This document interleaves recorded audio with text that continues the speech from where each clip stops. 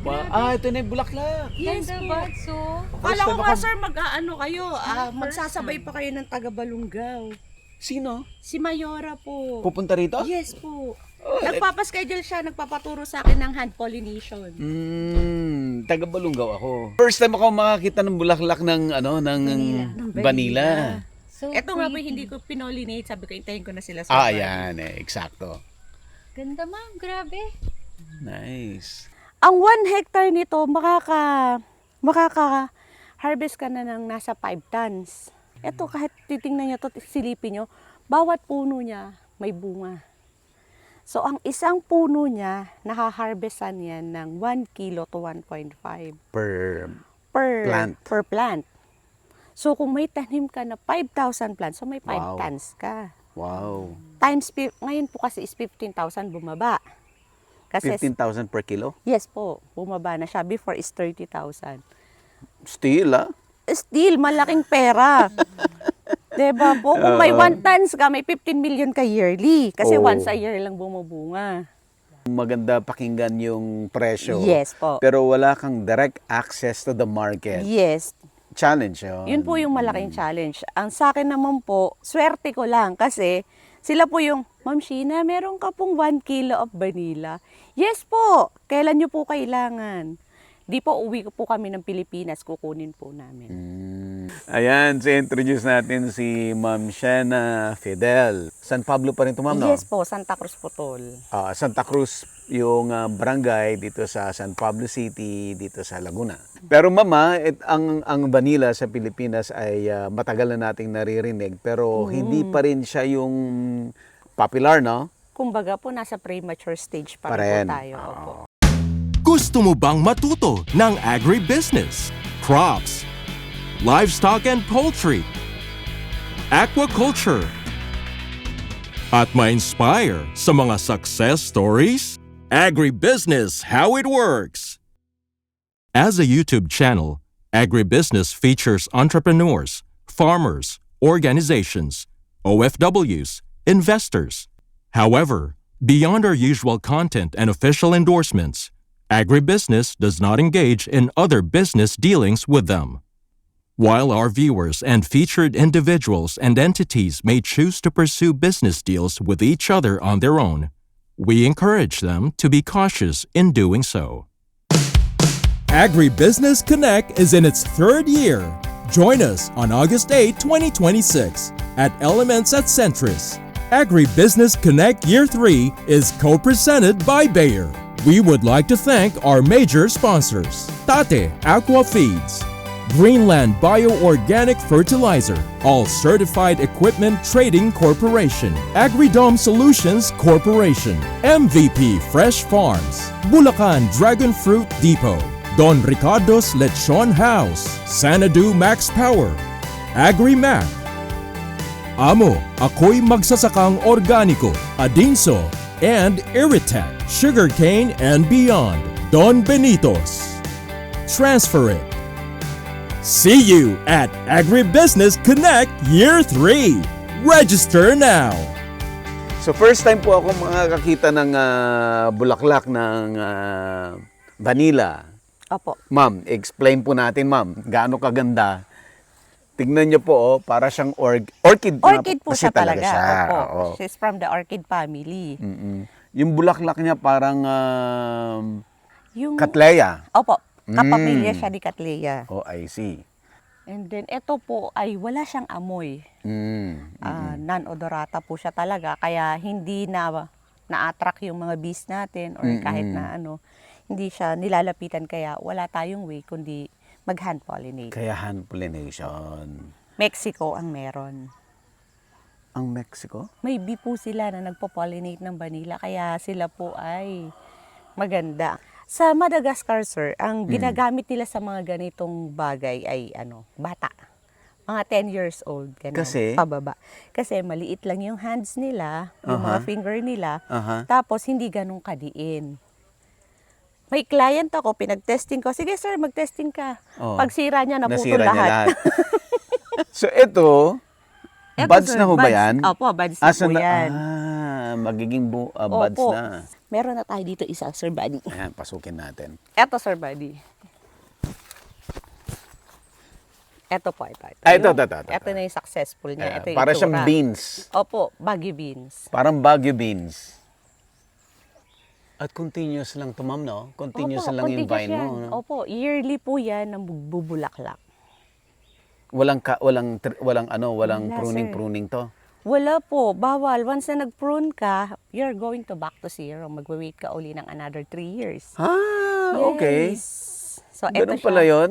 Sir Buddy. Sa amin, using our technology, Mm. sa isang vines, nakakagawa po kaming magpabunga ng 6 kilos. Isang vine. Yes po. Ayun, Sir Buddy. Ano yung technology ninyo, ma'am? We use Jadam here. Korean technology okay. of farming. Yung fertilization. Opo, yung fertilization na ginagamit namin dito. Ito pong vanilla area namin is nasa 1,000 square meter. 1,000 square meter. Yes po. Ilang vine po yun? Nagkamali po kaming mag-asawa dito dahil trial and error. This is 1,500 plus Na vine. na vines. Supposedly, Supposedly, dapat nasa 500 lang to. Eh, kasi Sir Buddy, ginawa ko 1, 2, 3. Dinepende naming mag-asawa sa puno ng kakwate. Kasi nga po, hindi kami marunong trial and error. so lahat to, puno talaga to ng kakawate. Opo, puno ng kakwate. Ito Kasi po mas strong. At saka po, mas maganda yung interaction nila. May antioxidant na binibigay si kakwate sa Kakakwate. vanilla, tas meron na rin mga nutrients and minerals. So, mas maganda yung interaction. siya Kasi talaga itong dito. kakawate nitrogen fixing bacteria Opo, rin po, no? May nitrogen. May nitrogen po siya. Sa Okay. pag-ano po Ipakita nito, muna natin, ma'am, yung iyong tool. Napaka-importanting tool. Ito po, wala po espesyal. Ano lang, Mamahaling tool.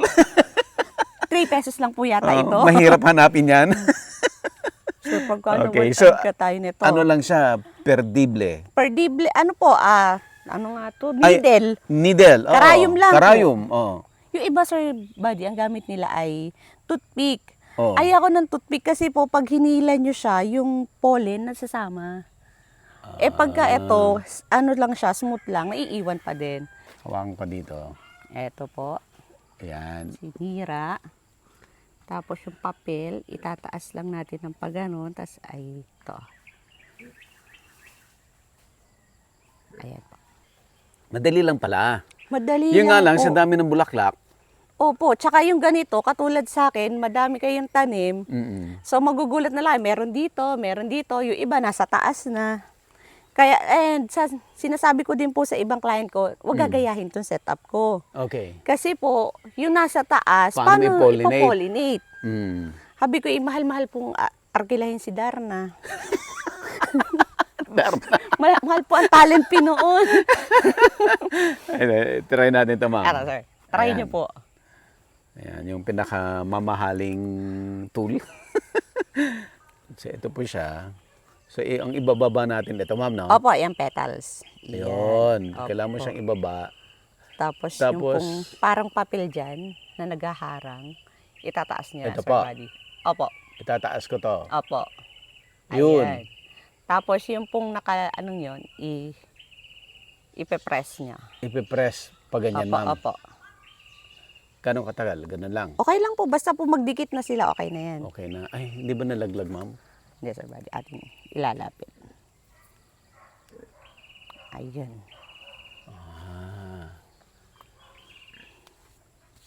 So, kailangan, maingat. Opo. Ang ganda ng bulaklak niya. So, ito po yon. Anong tawag dito, ma'am? Petals po. Petal, ibababa natin. Opo. Para ma-expose yung... Yung pinaka-rostellum niya po. Mm-mm. So, mag-meet yung stigma niya at stamen. So, ito, iaakit natin to. Opo, iyan. Naakit na po yan. Opo, naakyat na yan, sir. Tapos, Press niyo lang po. Press lang. Opo. Yon. Okay. So, tuloy-tuloy lang tayo, ma'am, habang nagkakwentuhan Okay po. tayo.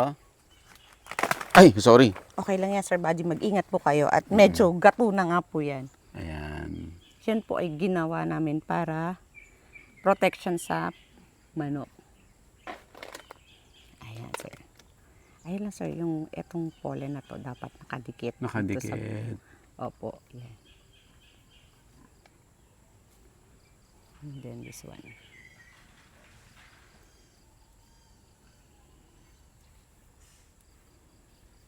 And then, Sir Buddy, ito nga po pala ay may oras. May Hindi oras. po, Anong opo. oras po? Half day lang siya. Sabi po, 6 a.m. until 11. Kaya lang, sa climate natin ngayon na masyadong mataas Mainit. ang init, 8 a.m. hanggang 9 lang po. Kasi pagdating ng 10, Oo. ano na siya, dried na.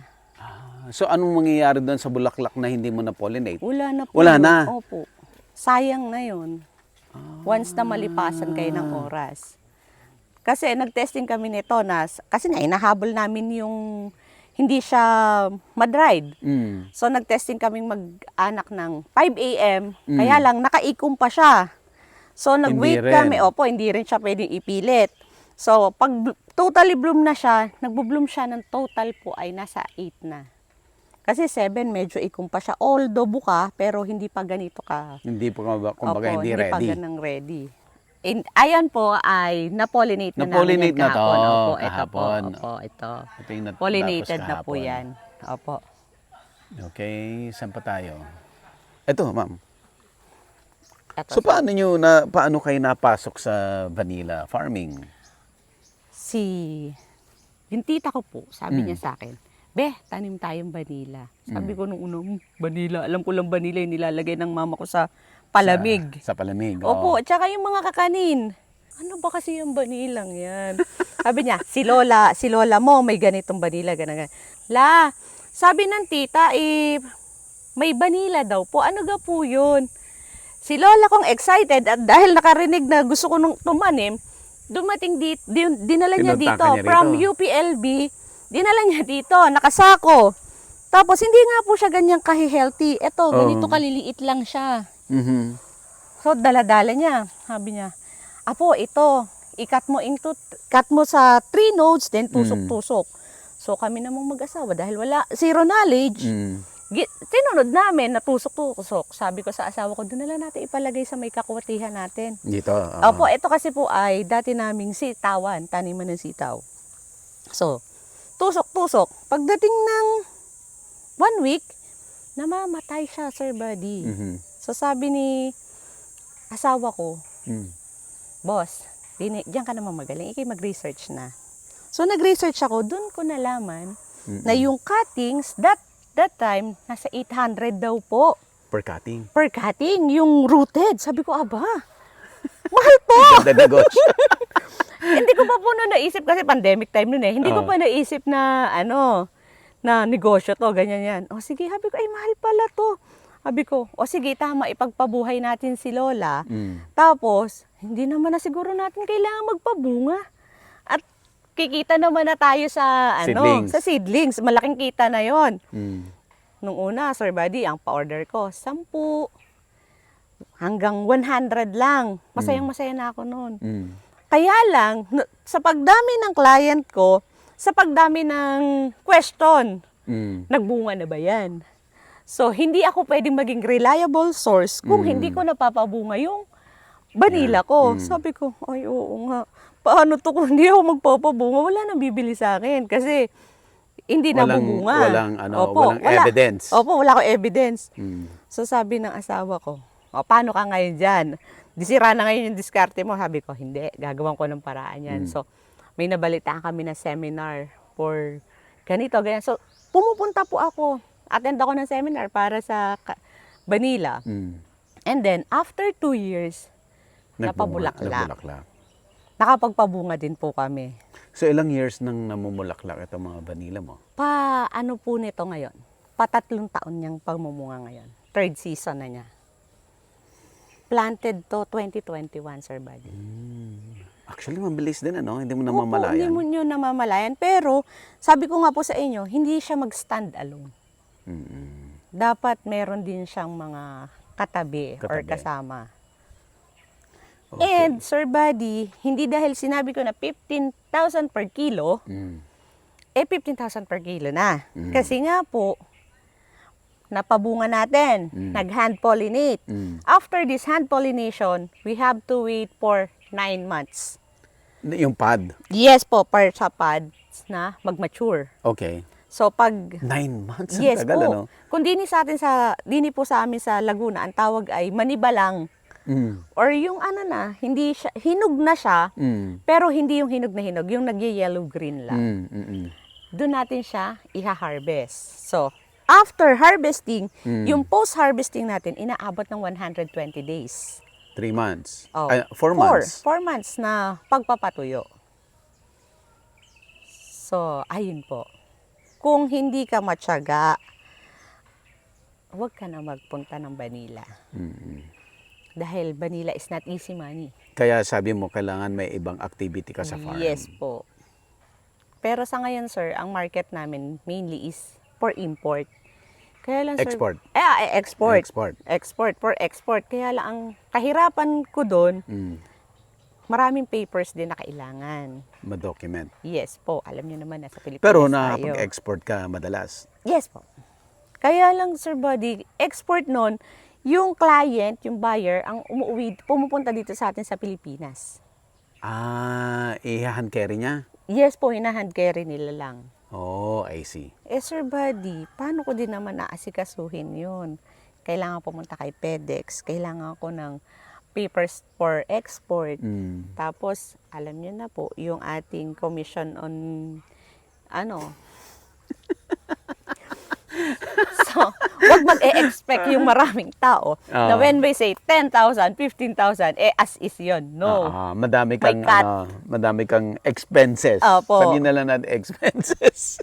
Madaming cut yun, Sir Buddy. So, bari gross income yan. Opo. Okay. Pero yung isa na pinadala ko, sila yung nag-asikaso ng papers. Sila yung may permit to import. Opo, ganyan, kompleto. Mas mabilis. Mas mabilis yun. 9 million yan, sir. Malinis. Pero hindi po akin lahat yun. Kinonsolidate ko lang sa'yo yun. lahat yan. Hindi po. Hindi pa kinaya last year nito kasi last year, ginamit ko rin siya sa pagtuturo. So, siguro probably mga nasa 1 to 2 kilos lang yung na-harvest namin. na-harvest mo. Opo. Kasi, Sir Buddy, ang gusto ko is dumami yung may knowledge. So, para hindi ako lang ang... May Hindi 9 ako million. Opo.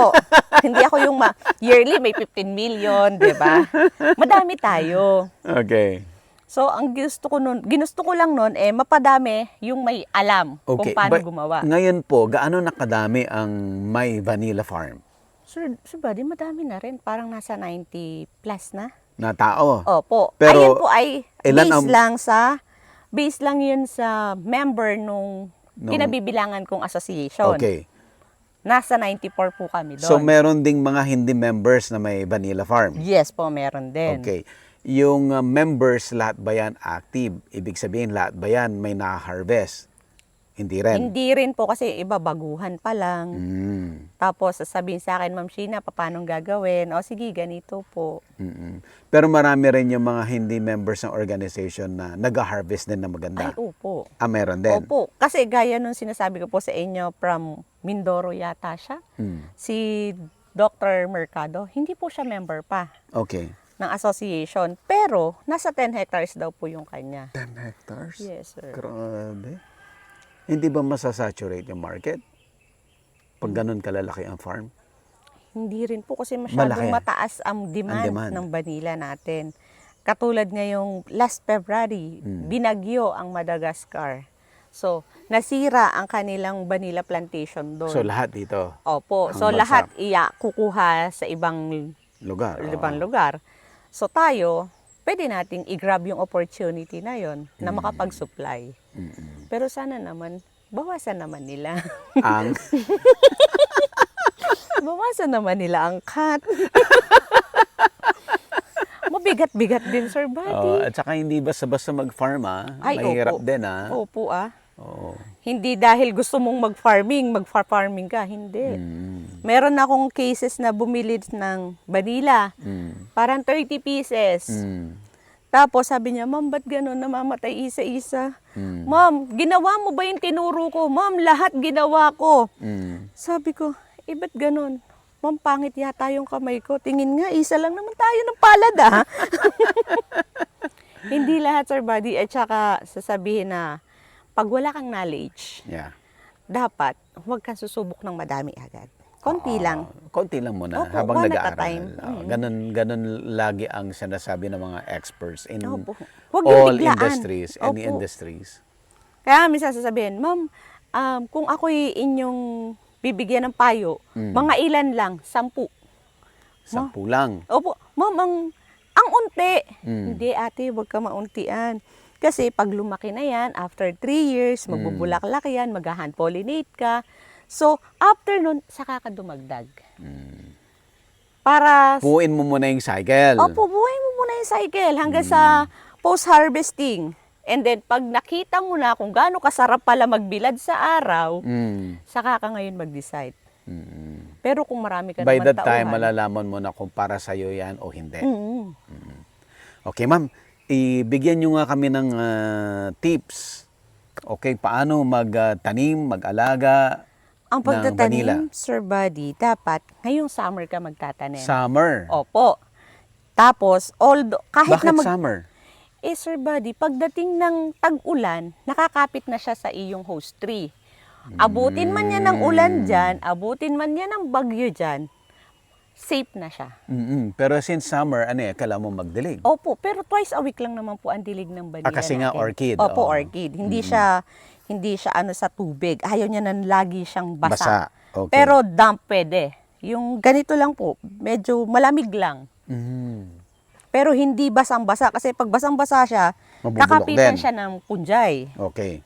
And bakit may mga bunot? Yung bunot po, ang bunot natin, cocohas, nag-hold siya ng madaming moisture. Moisture. So, Oo. kung twice a week ka lang magdidilig, okay lang. Kasi basa pa rin yung bunot nyo. Okay. So, it's either bunot or pwedeng kokodas, Opo, choir. pwede po. Kaya lang sir, yung iba kasi, gaya dun sa balunggaw, minsan masyadong mahangin. Mainit. Pati. O mainit pati. Oh. So, mabilis matuyot pagka choir lang. Mm. And then, pag naghangin, ano ng hangin. Nawa-wipe out ng hangin. So, mas preferred ko na meron sa top ng has para mag-hold po dun sa mga mulching natin. As mulch siya Opo. para to retain the moisture. Opo. So, kung nagtanim ka once a week, dilig, Twice. twice a week, dilig, gaano Opo. kadaming tubig ang ididilig? Ang ginagawa namin, Sir Buddy, ay nagka-count kami from 1 to 30 sa isang puno. Mga 30 seconds na pagdilig. As 30 long as, seconds. opo, makita nyo siya na basang-basa na yung Okay. area. Okay. 30 seconds per plant. Opo, per plant. Mhm. Kaya lang sa ngayon kasi, may water sprinkler na umiikot. So, okay. kada Kasi established na. Opo, established na. And they need more water pa. Lalo ngayon, kung nakikita nyo po yung ibang bulaklak dyan, nagwi-wilt yung katawan niya. Pakita natin, ma'am. Kung meron tayong makikita. Nasaan na ba yung may wilt? Or wala kasi healthy ang plant mo. Hindi po, meron din dito na nag-wilt. Eto siya. Eto, Sir Buddy. Kita nyo siya, natutuyot. Kasi, parang tao din, sa dami nung sinusuplayan niyang anak, Oo. namamatay. So, ang ginagawa namin dyan, from dito, lalagyan namin to ng cocohas, yung panloob ng cocohas, tsaka sa baba, para dito po namin padadaanin yung pagkain niya. Fish amino acid, fermented plant juice, kalpos, mga ganun po. Mga Kasi ito, tung ganitong itsura, although mag-successful yan, maliit lang ang magiging bunga niyan. kung payat. Opo. Tapos yung ganan, hindi lahat itutuloy. Dapat po dyan ay may yung papatayin. So ititining mo. Opo, ititining So natin. pipili ka lang ng bulaklak. Pipili lang po tayo ng mahaba. Yung kita nyo ganitong tuwid. Pero pag nakita nyo ganito na baliko na siya, wag nyo na po yan Wala na, tanggalin Opo. na. So ito for tanggalable to mga to. Opo. Normally, sa isang bugkos na ganon, ilan lang ang ititira mo dyan? Na Ang sa bulaklak? akin po, ginagawa ko is 10 to 15. So magiging Depende 10 to sa- 15 buds, ano yan, Opo, pads. Pads. Depende po sa laki, Laki nung ng vines. vine. Yun, yung katulad nung Ito, parang bouquet. Kasi ano to, Opo, kita niyo mataba. po kung gaano kataba yung vines niya. Mm-mm. So, dito, kaya po nitong mag-hold ng 15. So madami po ito. Ang dami pang ano eh. Opo. Buds eh. Kaya nga, Sir Buddy, nakakapagturo pa ako gamit ang vanilla. Madami pa yan, Sir Buddy. Ayun pa sa taas. Pinapababa ko lang din po yan. Mm-mm. Eto pa siya, kuya, oh. Eto yung karugtong Akadugtong niya. Opo. Ang dami po. Opo. Ang dami. Yes, Sir Buddy. Sobrang dami pa po. So ma'am, okay na nakapagtanim na tayo. Opo. Sabi mo, bago dumating yung rainy season, established na siya. So after that, during the rainy season, ano ang management niya? Ang sa amin, Sir, pinababayaan lang namin siya. Hayaan mo lang Opo, siya. hayaan lang natin siya. Pero, check nyo po from time to time. Baka mamaya naman kinapitan na ng punjay. Oo, kasi ano ang possibility na ma-overwater naman siya kasi tag-ulan. Opo, tag-ulan. Pero malaki na yung laban niya kasi nakakapit na siya. Pero kasi may mga cases po gaya nito, naubos na yung dahon niya. Mm-mm. Pero dahil nakakapit Dahil na may siya, ugat na siya, opo, so dito na Eto. nanggagaling yung Opo. pang-suporta nakaano niya na po siya, nakarely na siya sa kakwate. sa kakawate. Opo. Tapos, ayan, nakahaba na lang yung mga ugat niya. Mm-mm. Tas hindi naman siya mahirap alagaan or buhayin, Sir Buddy. Kasi nga po, once na nakakapit na siya, Mm-mm. tutubuan na siya ng tatlo niyang roots. Meron siyang ground roots, may climbing roots, at saka yung aerial roots niya. Oh, I see. Anong itsura ng aerial roots at saka Ang climbing aerial roots? roots, ito po yung climbing roots niya. Ito yung climbing roots. Yes po. Tapos ay yung walang nandun po yung sa baba, yung ground roots niya. Ito kasi hindi natin kita dahil may cover. Ito siya, yung ground roots. Ito yung mga niya. ground roots. Opo. Tapos ito na po yung aerial niya. Aerial, itong mga to. Opo, ito yung mga opo. aerial roots. Opo, umahaba po yan. Ang aerial roots manipis. Opo. Ang climbing roots niya, yung Ito, makapal. Makapal na ito. Nakakapit na po siya sa puno. So, ibig sabihin, ma'am, pag tag-ulan, hindi masyadong problema. Hindi Mas po. inaalagaan siya during summer. Summer, kasi po tag-init. Tag-init. So, may possibility na ma-overexposure sa sun. Mm-mm. Kasi makikita niyo po, ayan, natuyot na siya dahil Ito. overexposure. Opo. Tapos, ayun din, may mga necrosis na din siya. So, may kailangan din ng mga pruning? Opo. Yung mga dead lang. Kasi sabi mo, Opo. bawal magputol ng, Bawal magputol, Sir ng Buddy. stem. Or kahit, di ba po, naputol natin kasi nabulok yung stem. So, most probably, you're going back to zero. Ganun siya. Opo, ganun siya. Another 3 years. Another 3 years. Okay. And then, so yung kailan kayo naglalagay ng mga inputs, fertilizers? Fertilizer namin is once a month. Once a month. Opo, pag ganito ng malalaki. Okay. Pero Pag-establish na. Pag-establish na. Pero once na dumating tayo sa flowering season, nagwa once a week kami. Kumbaga, Once a week. 4 times a week a month. Pero the same fertilizer? Yes po, the same fertilizer. Ano po yung mga gamit niyo ulit, ma'am? Fermented plant juice, Okay. fish amino acid, calcium phosphate, and fermented fruit juice. Lahat to gawa mo? Opo, Wow, walang bili. wala pong bili.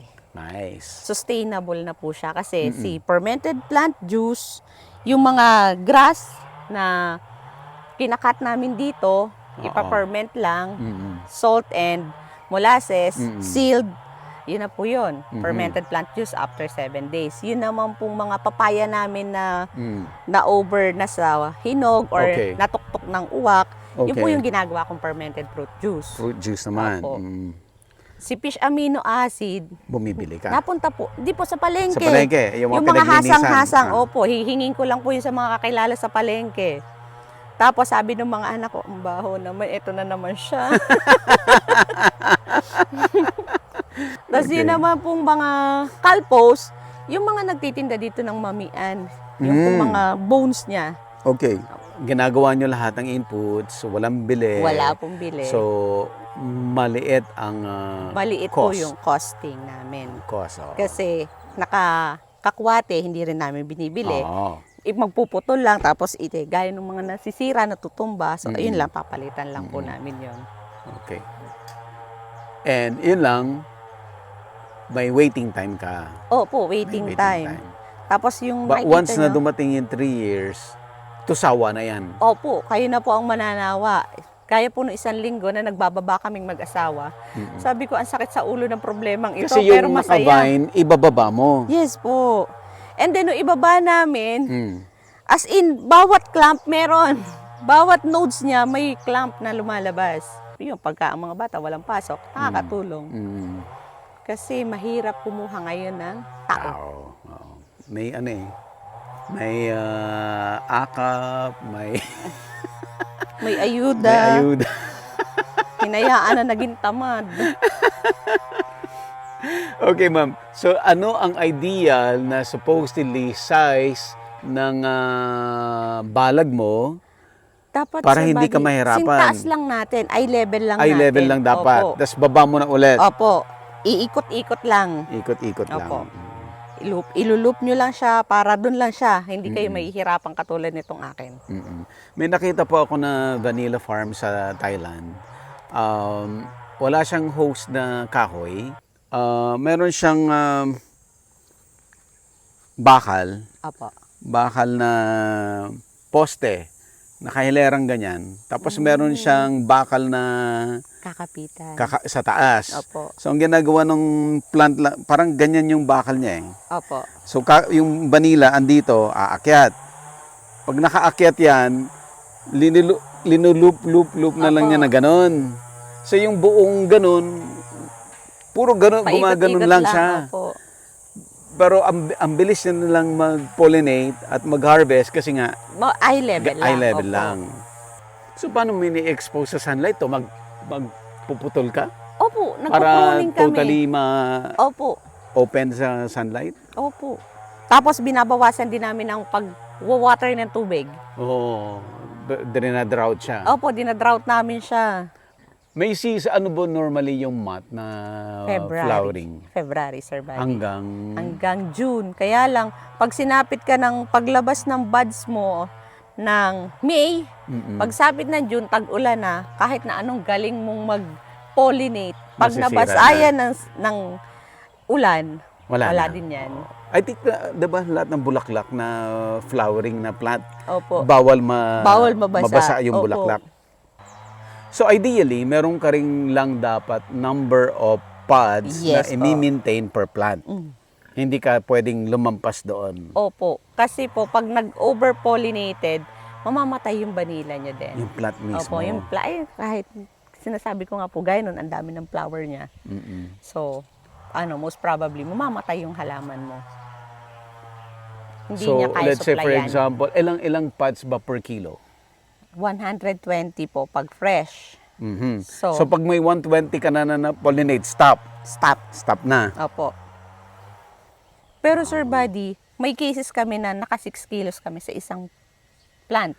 Butit hindi namatay. Hindi po namatay kasi sinusuplayan namin araw-araw ng kalpos, ng fish amino. Inalagaan Opo, talaga. inalagaang mabuti. Pero kung yung Yung survival lang siya dyan, katulad nitong ginawa ngayon setup, ay hindi po magsusurvive yung vanilla, kawawa kayo.